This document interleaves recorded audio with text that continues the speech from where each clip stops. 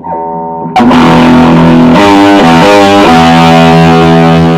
Hogsty presents It's Just Business with Steve Thomas and Rich Rogers. And now, here's your host, Chris Larry.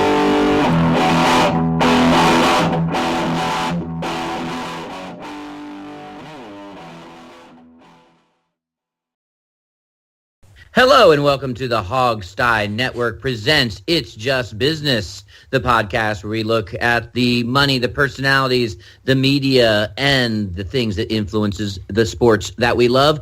I am your host, Chris Larry, and I am joined by my two gabbers here today. One, Steve Thomas. How you doing, Steve? Oh, I'm doing all right. We're recording this on the Sunday after the draft, so I'm getting over draft hangover. I had to live tweet it yesterday, so like 5 straight hours of watching Mike Mayock and Mel Kiper talk wore me out, to be perfectly honest with you. So, Steve, you will talk in only details today. How much we weigh, how much we can bench press, what's our wingspan. Well, actually, if you listen to Kiper and stuff, it's just basically quick 5-second mindless platitudes that don't really mean much. Whatever can come up straight off the top of your head. Well, I'm sure we'll accept those, and I'm also joined today by Rich Rogers. How you doing, Rich? Hey, guys. How you doing? I'm doing good. I had an opportunity to stick in the draft in and out for a while, pleased at what we did. So I'm sure there'll be a lot of breakdown for days and weeks to come. So I'm ready to get started.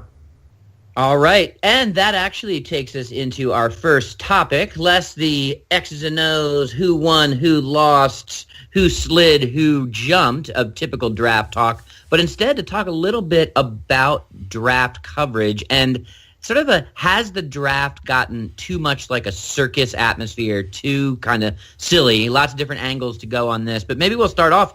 Mike Mayock actually had a little bit of a hissy fit, I think some part yesterday, probably around round 6 or 7, when they were starting to have different stunts to introduce the different picks, and it was right after the Indianapolis Colts went to the Indianapolis Zoo, where I believe they had a chimpanzee give their next selection, and Mayock had a little bit of a freak out, talked about disrespecting the player, and it was even a little bit when he thought they weren't live anymore. He kind of started to complain to his producers. I think he said something along the lines of, "Are we really going to ever talk about this soon?"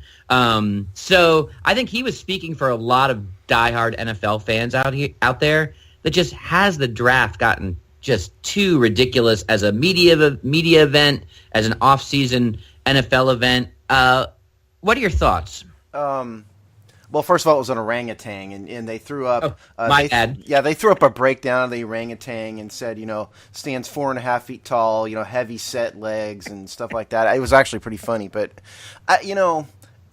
ESPN did this to themselves. They really did. I mean, it's become such an event, and people look forward to it so much. But on the other hand, you're talking about 8, probably 13 hours of television between Thursday night, Friday night, and then all day Saturday. It's I think it's about 13 hours. You can't fill 13 hours of live television with nothing but hardcore analysis. I mean, you just can't. And at the very end of it, that orangutan thing happened toward the end, and they were all getting a little loopy. But you just kind of run out of stuff to say. At some point, I do think it's gone a little overboard. But it's such a money maker. The NFL is all about money. We've talked about this before. The NFL cares about money, period.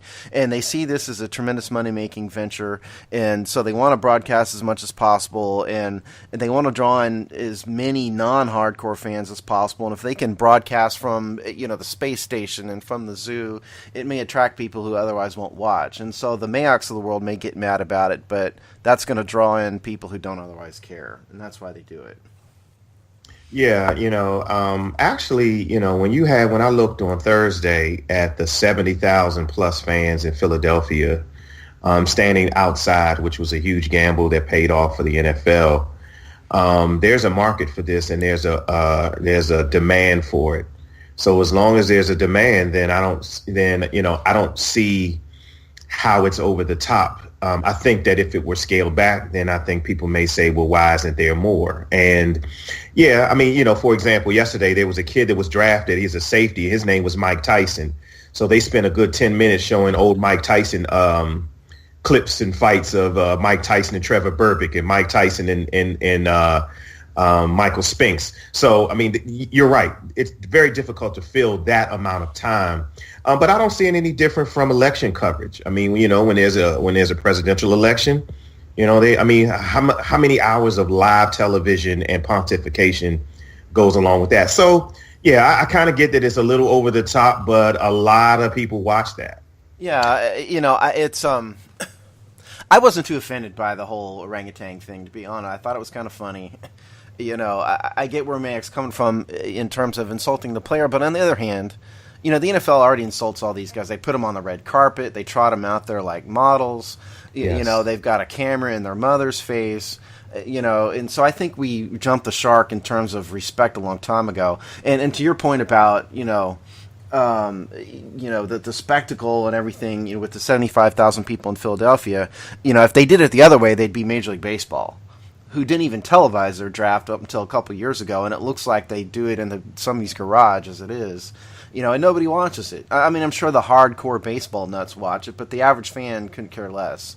And so the NFL has turned something that's a hardcore nut thing into a spectacle, and so it works. And look, I mean, these players are about to become public figures. And some of them, in the case of some of these players, are already public figures. So my sympathy is a little bit limited for the idea that Mayak brought up that we're insulting them somehow. I'm sort of two minds to this. One, I think gimmicks and some kind of almost surreal comedy way in which you start to present these things at the end is almost a little bit of a gift to fans. If you're sticking with it in the early rounds of 7, you probably are already hallucinating anyway, so you might as well program that in through the TV coverage. So that doesn't bother me. It's fun. It's funny. I do think that the NFL, there might be a demand, but, I may demand another hamburger. That doesn't mean it's a good idea for me, right? So, this has been like a 20-year trend of just making this too ridiculous. I love to watch the draft in the late 80s, early 90s.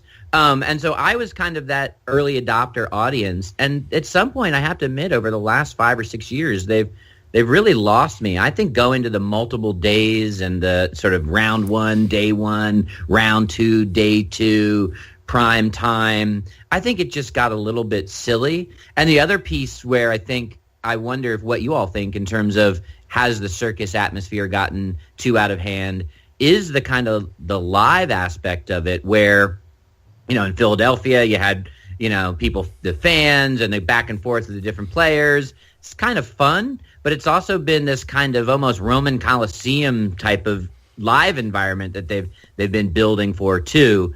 I don't know. It just feels like one of those things where they're going to kill it by just continuing to bloat it, and they just never money. I get it, but they just never seem to be able to find that balance, which is giving the people what they want and having a little bit of common sense on what's going to make this sustainable and not bloat it. Well, the NFL. Go ahead, Rich. Go ahead, Steve. Well, we're stepping all over Rich, each other. See, you can tell we're professionals at this, people. No, go Rich, ahead, Rich. then Steve. So, I wanted to circle back, and I agree with all the points. I wanted to circle back to Steve's point. I really hate the red carpet show. I just think that is absolutely over the top. And in terms of parading them out, I think that's classic there. I don't particularly like that. I think that's a major spectacle that I could do without. And another thing that I really get a little tired of, I mean, I get it, but the bleeding heart stories, kids come from nothing, mom left me or dad left me, I'm doing this for my mom, I'm doing this for my grandma. I mean, I get it, but the NFL tends to, I think, overdo those stories.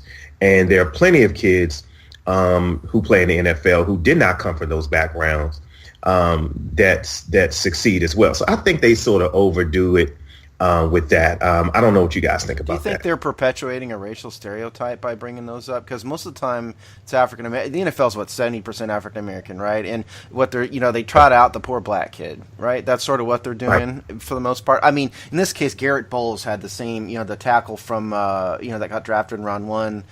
He was a white guy and had kind of the same sob story, drug addict, everything else. But by and large, it's black players. Mm-hmm. And I'm wondering if they're perpetuating the stereotype of the disadvantaged black kid by continually beating us over the head with all these stories.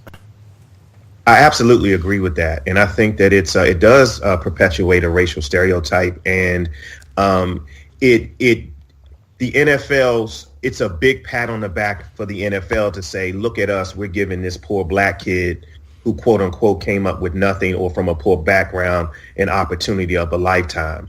So I do think that it perpetuates a racial stereotype. And I think that may carry, and that's a whole nother topic, but I think that carries into the fan base. And then I think that people become quickly jaded with that. If an athlete gets in trouble or something happens, then it becomes, you know what, look what he did. He had his big chance. He blew it, So, yeah, I agree. Yeah, not to mention oh, go ahead, Steve. Well, I wanted to bring up Jonathan Allen, who the Redskins drafted in round one, because Jonathan Allen is African American. He doesn't fit that profile at all. He's from Ashburn, Virginia, very clearly from a middle class background. He's well spoken. He doesn't have any kind of sob story, and I didn't see ESPN do a profile on his family. They didn't do a word on his family whatsoever in the draft coverage. And not every, and I don't like. I can't relate to it in the same way that you can, Rich. I mean, you're African American, I'm not, but I don't like the idea of playing that angle up because I don't think it's good for society in general. It's good for ratings because you're going to get a tier, or two out there, and we're helping this guy out. But ultimately, it's not really good for society to perpetuate stories like that. Not to mention the fact that the hypocrisy is we're supposed to celebrate their achievement, their perseverance, the sort of kind of against all odds to get to this level of success, or at least maybe success. They still need to play, but then we're going to find them every time they act exuberantly and celebrate. Absolutely. It's the most, that hypocrisy about the NFL and celebration plays out over and over again. But here we are, we're going to, celebrate that they've climbed the mountain. And then the second that they, do a fake basketball, jump shot, it's, $10,000 in a 15-yard penalty later. Yeah. It just asinine. Yeah, Vernon Davis reference. But the devil's advocate to that, of course, is that nobody's forcing these guys to let the ESPN isn't forcing a camera into their homes. They could say no. They don't have to allow themselves to be profiled in that way. And in fact, some players, like Joe Thomas comes to mind, he skipped, he was like fishing with his dad on draft day, did no coverage at all. And he was the top of the draft thing. So to a certain extent, you can't just blame the networks because these players are allowing it to happen. They want it to happen. Yeah, and the NFL. I mean, what's funny, what's hysterical to me is that, we talk about the NFL sets this up where, Mayock works for the NFL. He's an employee of the NFL, and he's complaining about the orangutans and the chimpanzees and the other cutaways, but then has a zipped lip when it comes to how they make the decisions to who to invite into the green room. And part of that is because they know who might slide, and they actually want that manufactured drama of the Aaron Rodgers situations and those other situations that we've seen play out again and again. So who's being more exploitive to the ultimate story? Some cheesy stunt in the 7th round, or stocking a green room with players who, are going to create the where will he go, will he slide to the second round drama? I think part of the problem is that the NFL's kind of gone Hollywood with this.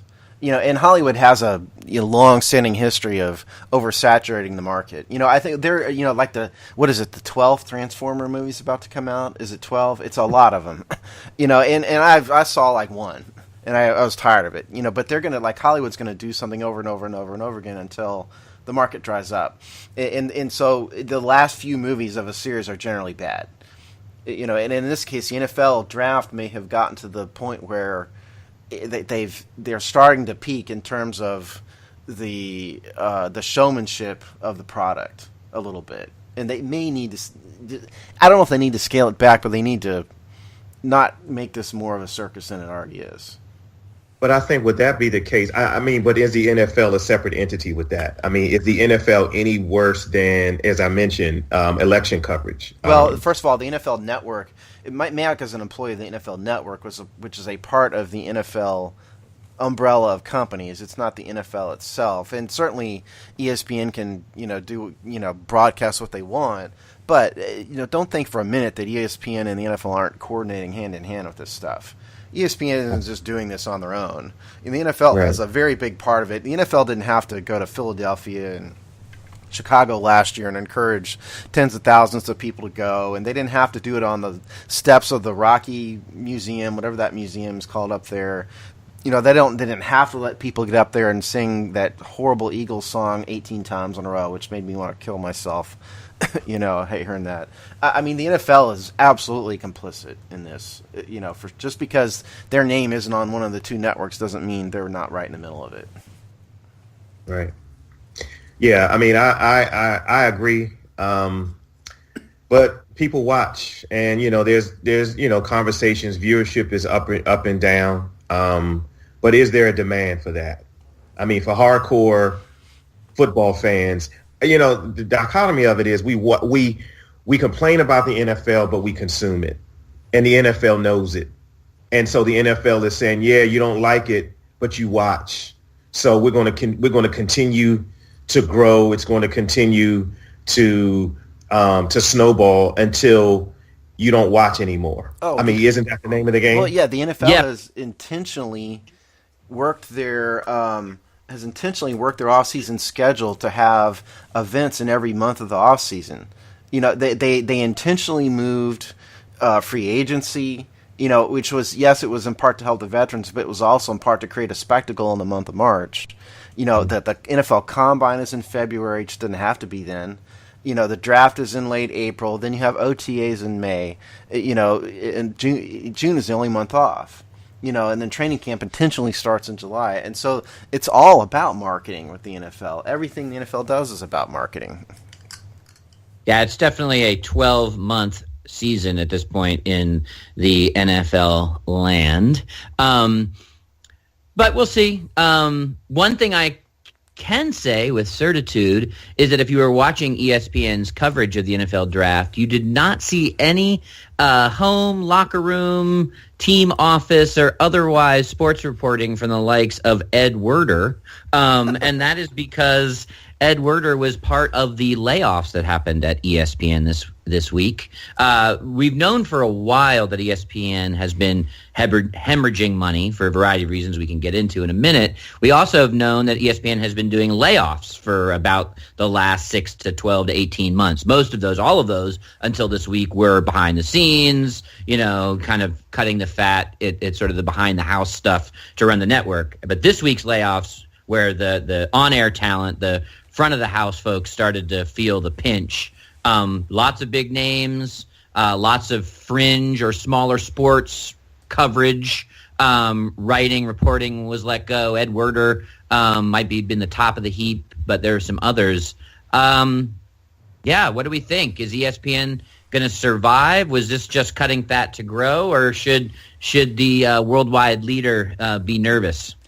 I had a conversation about this with somebody this week, and the person is more technologically oriented than I am. I'm not the type of person that's going to watch TV on a phone. It's just not my thing. So from my perspective, I'm probably always going to have cable TV, and I'm always going to watch ESPN to a certain extent.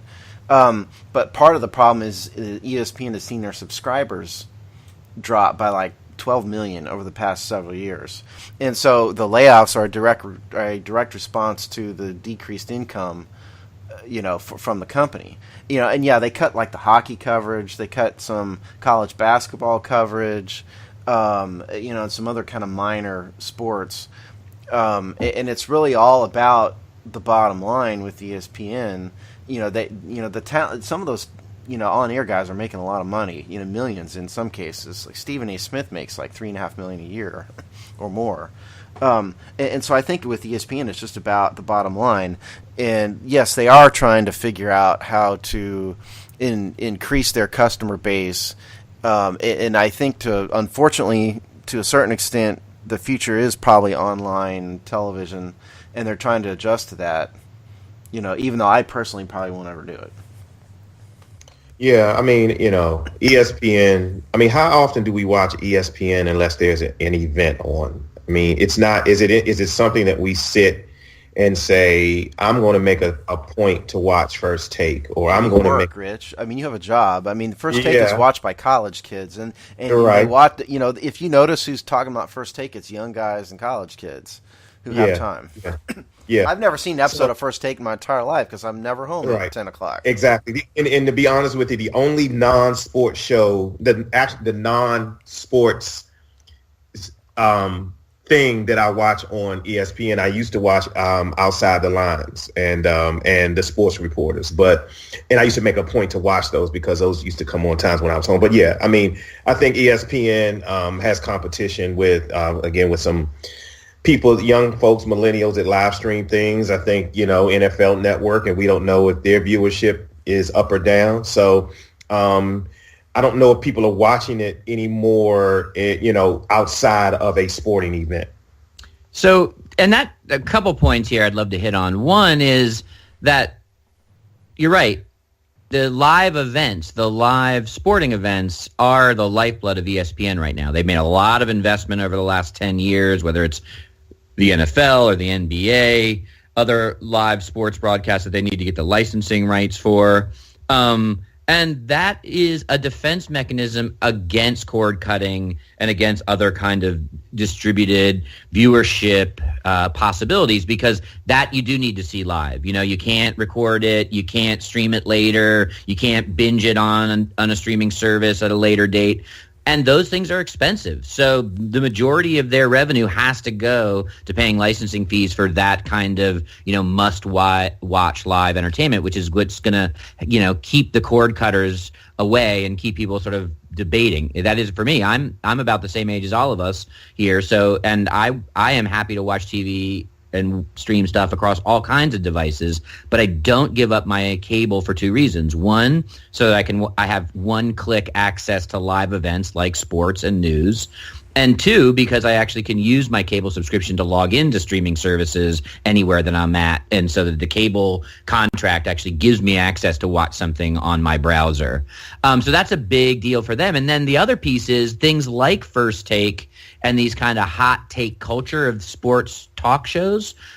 Not only do they're on when people that don't have to work, but they also produce viral moments. And that's why it ups the ante on the hot take, the quick soundbite, because then that gives them viral content that they can, Stephen A. Smith said, what? And then they can put that across all the different platforms. So they've obviously made an investment on two things, that paying big bucks for licensing live sports and big bucks for talking personalities that then they can repurpose that content across the mediums. Yeah, I mean, how many, how often was the Stephen A. Smith, LeVar Ball interview or interviews tweeted and, cut out and sent over, social media? I'm probably Stephen A. Smith's last fan. I've always liked him, and I don't so much like the yelling per se, but he actually does have good insight in NBA basketball, and he's got a lot of content, substantive content in that regard. And so I actually kind of like Stephen A. Smith, but, his thing is to create sound bites via kind of yelling. And I think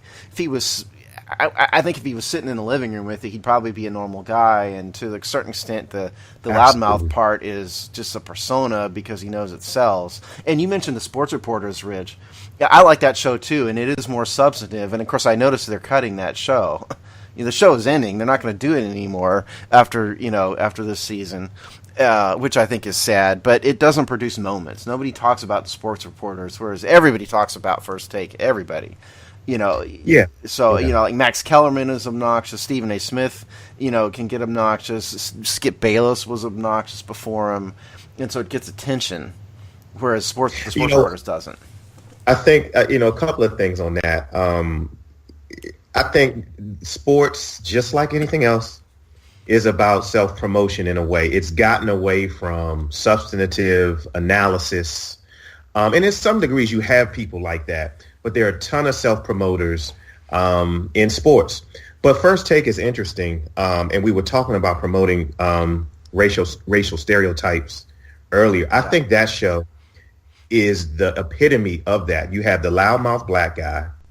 You have I don't remember what the woman's name is, but she's very beautiful. And she interjects, so sort of the passive woman and the level-headed white guy who offers the more leveled analysis, who sort of reins it back in. Could be a bit of a reach there, but that's how I see it. Stephen A., just like there are others, is a loudmouth pontificator. I don't dislike him. I just think that he is a self-promoting blowhard, and I am almost certain that in a living room setting, as you mentioned, Steve, he would be a much different person. He actually is a fraternity brother of mine. He was just entered into my fraternity last year. So there's a lot of outside opinions, offline opinions about Stephen A. Smith. So, but that's a topic for another time. Well, I mean, and God bless him, man. He's made a career out of it. You know, he's making a lot of money, you know, because of it. I don't disparage him for that. I think it has some merit. I don't think Skip Bayless before Max Kellerman fit that narrative at all. I mean, Skip was just as hated and just much of a loudmouth as Stephen A., just in a different way. But Kellerman, I mean, I think fits that. He's very smooth, very polished. He doesn't yell. I personally think he's a moron, in half of the stuff he says. But I think there's some part to it. But the bigger issue, that we kind of raise with it really is. The future of ESPN, given the entertainment climate, if you will, of today, and they're trying to adjust. There's hockey fans out there, but it's not a part of the daily conversation. So what they do, they cut hockey. And simultaneously they put First Take on ESPN2, I believe. They just promoted it up a network a while ago.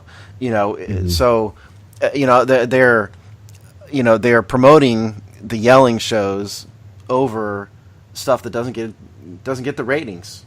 And I don't blame them in terms of money. And the final thing, sorry, Chris, but the final thing here is remember that Disney owns ESPN and Disney owns ABC. And if you notice what they use, they use ESPN to promote ABC products and Disney products and shows and whatnot. And so they get a little bit more benefit from their live sports contracts because they can promote cross-platform programming.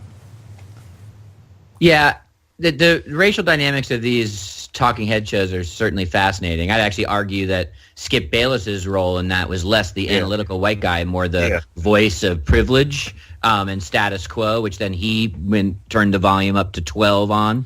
And Bill Simmons, who's had used to be at ESPN and, has launched a variety of media empires and is, now has The Ringer, which is basically Grantland 2 and has a very successful podcasting network. He had a good blog post about the firings, and he obviously has a bit of an inside look. And he had a nice analogy where he said it reminds him very much of what was happening to sports newsrooms and newspapers through much of the late 90s and the early 2000s, which is where you don't have the long tail coverage is profitable anymore. So the fringe sports and the beat writers and, the things that sort of cover the more wide world of sports things are the first to go. Then your regular beat reporters that even at the major sports kind of walk a beat, that becomes less important, especially with the internet and quick, more instant gratification reporting. And so what's left is the sports pages are the same size, right? It's not like they've gone away, but the columnists become dominant. And so if you don't have names and you don't have opinions filling up those pages, then you're not doing it right. And then you have to pay them more. They're more expensive, and then you need more of them. And so the downstream coverage and the more everyday, just the facts, ma'am style reporting on any sport are the things to go. I'd actually really you can find it on his Ringer Sports Guy, Bill Simmons column, but it was a pretty interesting take on the layoffs and from that angle and a couple other angles as well. But he said he's seen this before, and it was in sports newsrooms and newspapers. Well, the opinion makers are the stars now. It used to be 20 years ago, you read the newspaper, you'd read, an editorial column for the opinion, whereas now people tune into First Take to hear Stephen A. Smith. They don't so much care what the topic is; they just want to hear him. And it's not just Stephen A. I mean, there's a whole bunch of guys like this. Colin Cowherd, is sort of the same. He doesn't yell so much, but he has a bunch of outlandish opinions, and people listen to him. He's now on the Fox Sports Network, but people listen to him just to hear what dumb thing he's going to say, basically. And the same with Skip Bayless, And I think on Skip's news show, you have Shannon Sharp is meeting the loudmouth black man stereotype on that show, because Shannon Sharp has turned into Stephen A. Smith's little brother, basically, in terms of that, and they're trying to duplicate that. But on the other hand, there's plenty of other African Americans in the sports media that aren't like that at all. You've got correct. your Mike Tiricos out there, who's the ultimate professional in every way, right? And somebody helped me. The guy on CBS NFL Today used to James Brown. James Brown, yeah, highly respected African American. So they're not all like that, but it's kind of like Stephen A. is sort of the dancing bear, at the circus to a certain extent, and that's not really a good thing in terms of promoting racial harmony. Right. Go ahead, Rich. We have a saying in the education field. A lot of times kids, no matter whether it's positive or negative, attention is attention. And guys like Stephen A. Smith, people tune into guys like Shannon Sharp. People listen to Charles Barkley. They don't listen to those guys because they think that they're smart. They listen to those guys because they're sensationalists. And I don't think that they're dumb people. I just think that they are hired to do exactly what they're doing. And the networks know what they're doing. Now, it's not just on the networks because, they have to agree and they're paid handsomely to do it.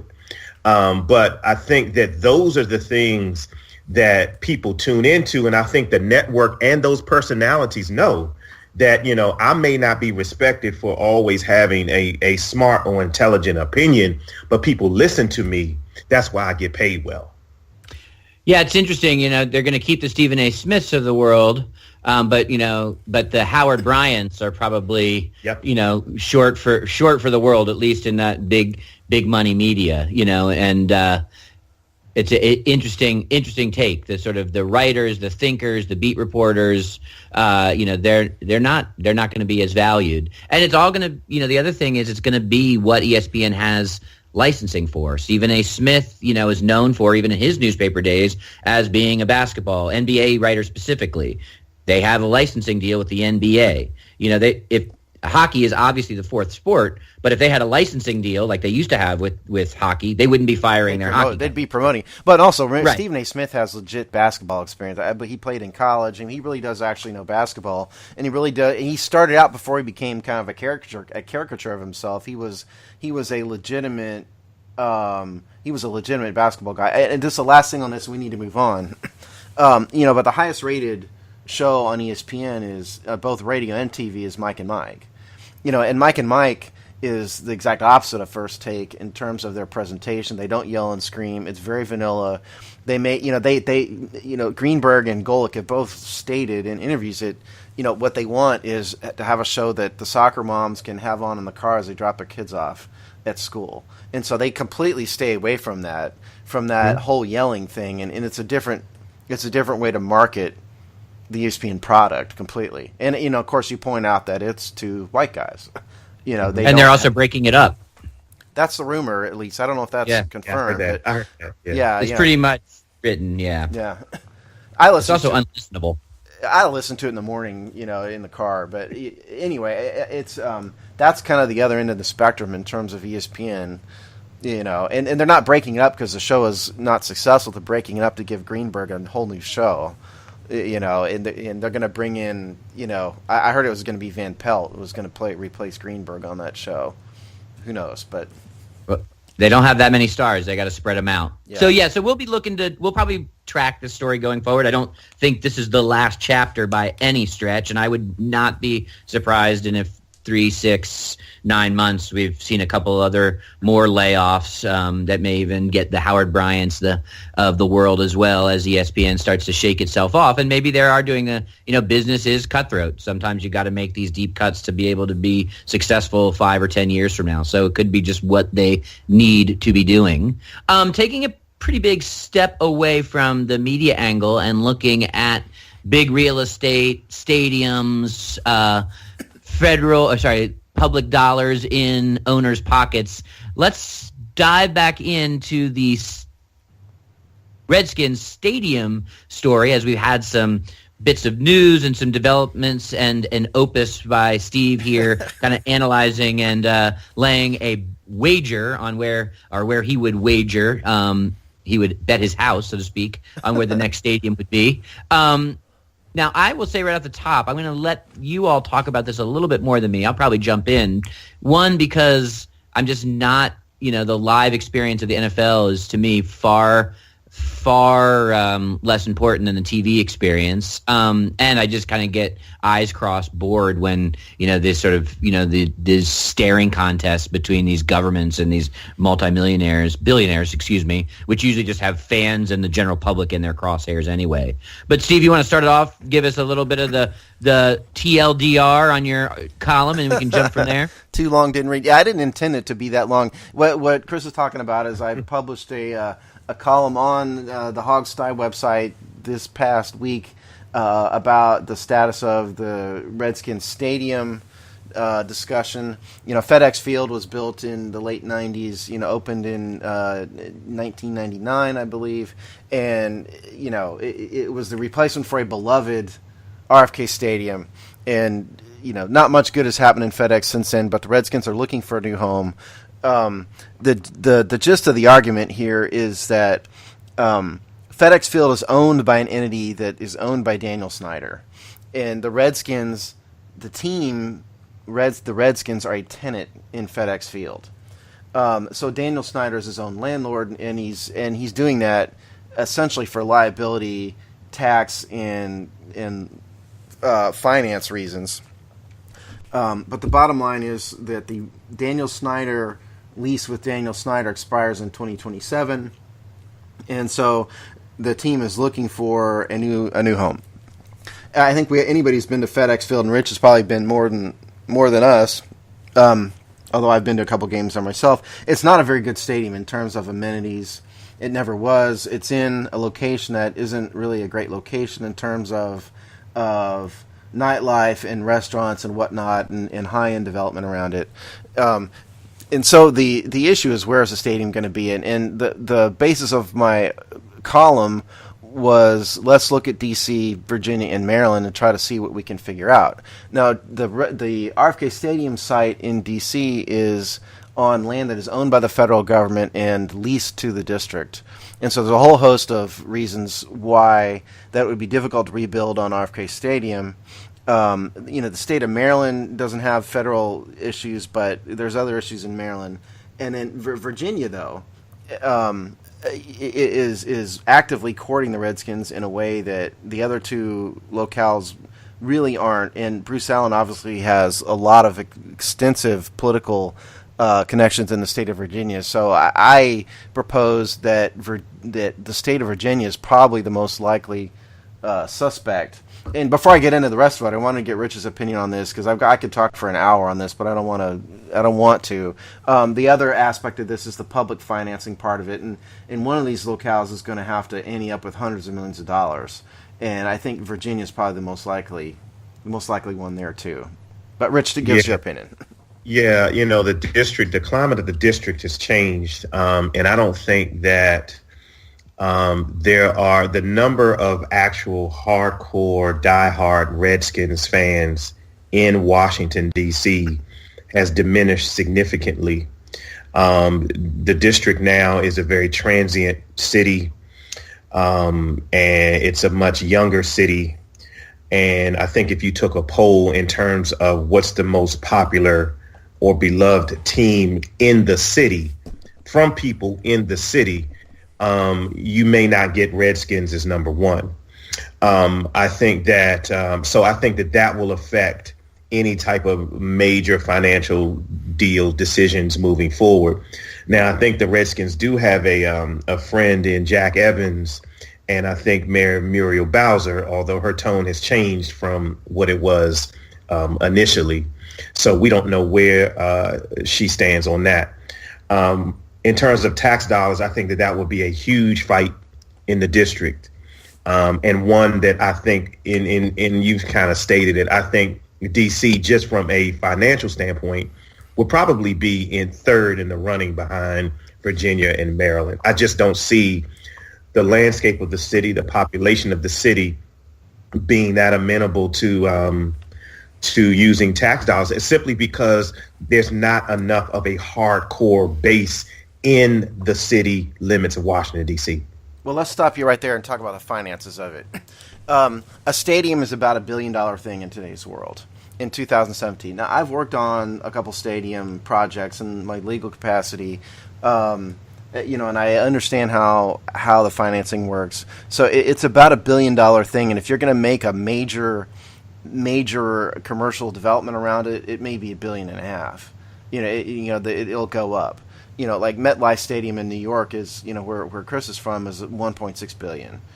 And part of that is just the nature of the locale, but it's a major development, and that's why. So when you're talking about funding, it's not realistic to expect, as much as we may hate it, the Redskins to pay that, and the NFL isn't going to pay that. And so there's going to have to be public financing in the neighborhood of $700 or $800 million, probably at least. Now, in the case of the district is already financing Nationals Park. Nationals Park was about a $700 million project.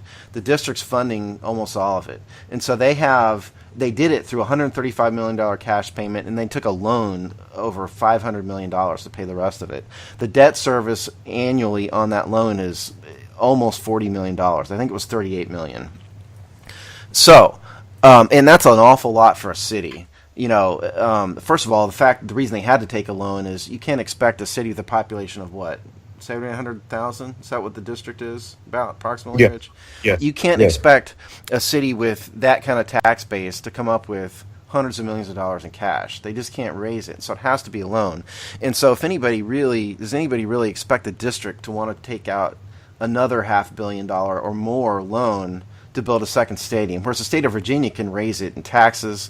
They can raise, they have an income tax in Virginia. They have a variety of ways to tax the tax base and raise that kind of money easier than can the District of Columbia. And so from a financial perspective, I think a state is probably more likely. And just to throw this out there also, the reason why, as much as we think these multi-billionaires should just build their stadiums, if you make, say, the Redskins pay $40 million in debt service annually for a stadium, or Daniel Snyder's, organization pay that much, there may not be any profit left over from the team.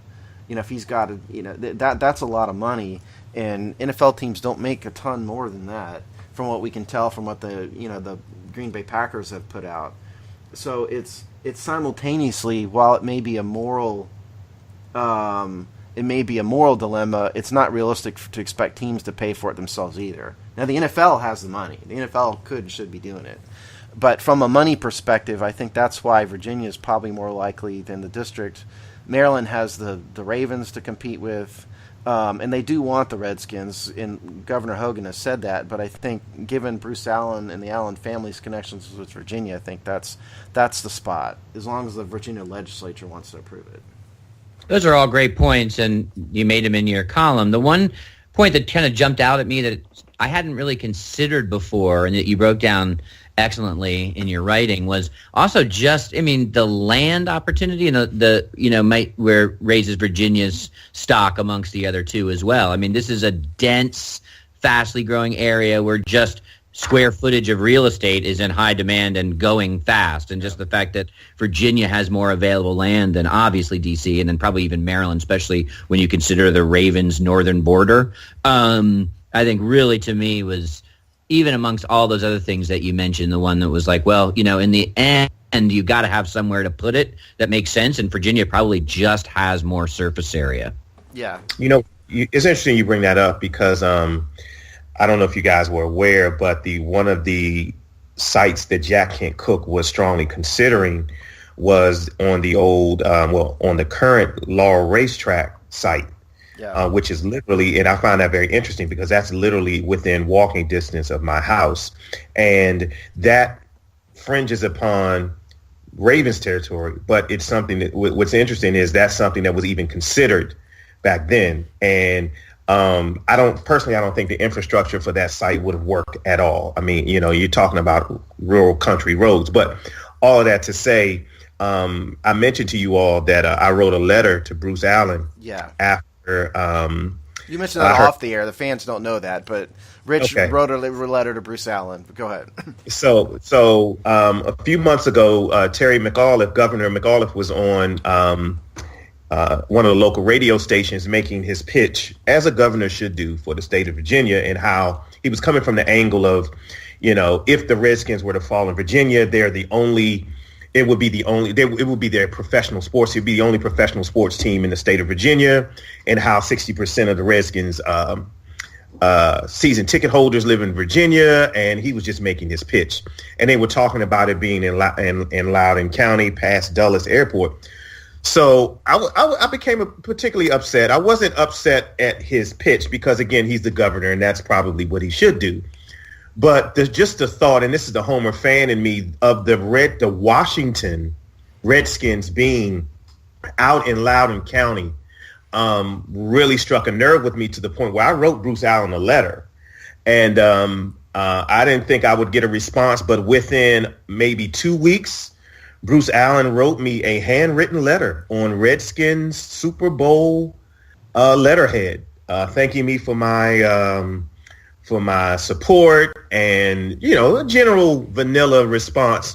But it was good, and Bruce Allen's all right with me. But all of that to say, the thought of the Washington Redskins being so deep in Northern Virginia is just something that I can't fathom. Part of that bothers me a little bit. When I was growing up, I spent part of my childhood in the Washington, D.C. area, as some of you may know. And back then, you go down out, 66 toward Dulles, and that was country, man. I mean, there wasn't development out there, and it wasn't really a part of what I thought of as the Washington, D.C. area back then. And the area's obviously grown quite a bit. But I think there's something to be said for having a stadium inside the Beltway. Because to me, the Beltway is kind of D.C. The Beltway and the surrounding areas of the Beltway is D.C. And so I don't think the Redskins or the state of Virginia cares a whit that, Rich Rogers doesn't want the stadium out there. Bruce Allen might have written you a nice letter, but he didn't care about that. It's all about money. Right. But at the same time, I do think I don't really like it to be that far out, because it sort of gets away from D.C. I don't really want them to be the Virginia Redskins. Right. I have nothing against Virginia. I've lived in the district, in Virginia and in Maryland. I have nothing against any of those places. But it sort of needs to be the Washington Redskins, not the Virginia Redskins. And so from that respect, I get your point. But at the end of the day, it's all about money, and it's all about what government is going to produce that $700-800 million, and that's true. That's just it. Period. And to that, just a real quick point on that, Steve. I did some research and was talking to guys. You guys may know about this better than I. I think one of the only other teams with a stadium that far or comparable away from the epicenter of the city they represent is San Francisco. From what I understand, Levi Stadium is quite a way. It's pretty far out. It's pretty far out. So that would be something interesting to see how the fans in San Francisco feel about that. But that's another. I mean, the final thing I'll raise about the stadium business in the stadium deals I've been involved in, and it's really been 3 of them. Everybody thinks a stadium's a wonderful idea until it pops up in their backyard. And that's when people complain. And part of the reason why Jack Kent Cooke had so many problems, including the Laurel site, was that the local residents just don't want it. They don't want a stadium. They just don't want the hassle of a stadium right near them. Right. And they had complaints from the neighbors about FedEx too, and it got built anyway. It all comes back to, it just comes down to money. I think there's a valid point to be said about not having the Virginia Redskins, but truly and honestly, the stadium's going to sell out no matter where it is, and that's what's most important to the people who are most important. So, yeah, NIMBY is always going to rear its head no matter where they start eventually thinking about putting its footprint. Okay, wait a minute. You said NIMBY? Okay, not in my backyard. Okay, you got some great acronyms, Chris. Yeah, you lost me. We need a dictionary translation. I'm surprised you haven't heard of NIMBY. Yeah, it's usually around jails and other things, but that's exactly what happens. Everyone wants something, a service, a stadium. They understand the societal need for these things, whether serious like a prison or superfluous like a sports stadium, but the not in my backyard kicks in as soon as they decide where to plant their flag. So this is a story we're going to track. This is we'll probably be updating versions of this story with probably every podcast or every other podcast, just knowing how big we talked about it in the last one with in regards to Las Vegas. So stadium and public financing and these things is going to be a constant theme of probably the not show. my last column I've ever written about that either, I would guess. No. So in the spirit of that, knowing that we're on our way to getting out of this episode 2, what's a story that you're looking forward to track and probably talk about in upcoming episodes? And I'm springing this one on you, so I'll go first to let you think. For me, we've sort of skirted around the edges of it, but I think we're getting closer to a moment of reckoning with Roger Goodell. And I am sort of looking forward to watching pieces of that story and looking forward to discussing that with you when and if it heats up. That, are we going to see the end of the Goodell era, within the next 12, 18 months is something I'm looking forward to track and talk about in future episodes. What about you, Rich? I'm tracking this newest trend of these explosive stories and accusations by against potential NFL draftees. So the Caleb Brantley situation, the Garen Conley situation, and a lot of these athletes, things coming out and allegations and of serious allegations coming out against potential NFL draftees right before the draft. I think that's something that's very disturbing to me, whether, if they did it or they didn't do it. So that's something I'm really tracking as to, is this going to be a new trend of people saying, oh, you're getting ready to get drafted, so I'm going to levy some allegations against you. For me, it's the collective, it's the salary cap. My idea for this show originally was born out of the fact that I didn't want to bore the Hogstyle listeners too much with endless talk about the salary cap. And why I say the salary cap is are NFL profits going to continue to rise, or are they going to fall given the ratings issues that the NFL have had, given the fact that the public has less of an appetite for their kids playing football, because of concussions and injuries? Is any of that going to have an effect on the NFL's bottom line, which will in turn have an effect on the salary cap, which will in turn have an effect on the players that are signed? And so that is what I'd like to follow here in the next few episodes. Awesome. So there's some sneak peeks and some things that we're chewing on the back end. Well, thanks again for joining us on our second episode here. We got a lot of good feedback. I think we're on to something here, at least if you discuss that topic with Steve's mom. So my mother liked our first episode. So we got to be doing something right? The It's Just Business, popular with moms everywhere. We're doing the Mike and Mike marketing angle, maybe. There you go. I don't know if your mom's into soccer or not, but she probably still fits somewhat of a profile. All right. So for Rich, Steve, and myself, thanks for joining us. We'll be back in 2 weeks with the Hogstye Presents It's Just Business. Until then, join and listen to the other Hogstye Network shows like the All 32 and, of course, the Hogstye Mothership proper. Until we talk again, see you in a few weeks. Out. See you later. See you guys.